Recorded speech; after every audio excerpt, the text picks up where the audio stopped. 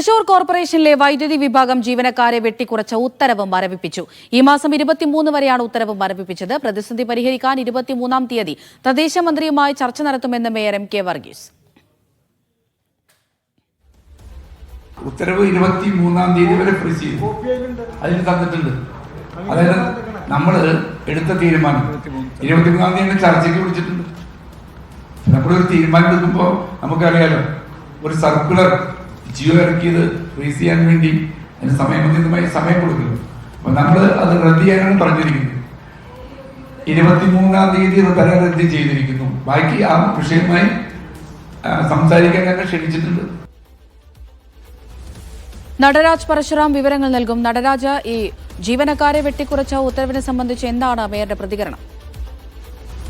അവിടുത്തെ സംസ്ഥാനത്ത് സ്വന്തം നിലയ്ക്ക് വൈദ്യുതി വിതരണം ചെയ്യുന്ന ഏക കോർപ്പറേഷനാണ് തൃശൂർ. തൃശൂർ കോർപ്പറേഷനിലെ വൈദ്യുതി വിഭാഗത്തിലെ 229 തസ്തികകൾ 103 വെട്ടിക്കുറച്ചുകൊണ്ട് തദ്ദേശ സ്വയംഭരണ വകുപ്പ് ദിവസങ്ങൾക്ക് മുമ്പ് ഉത്തരവിറക്കിയിരുന്നു.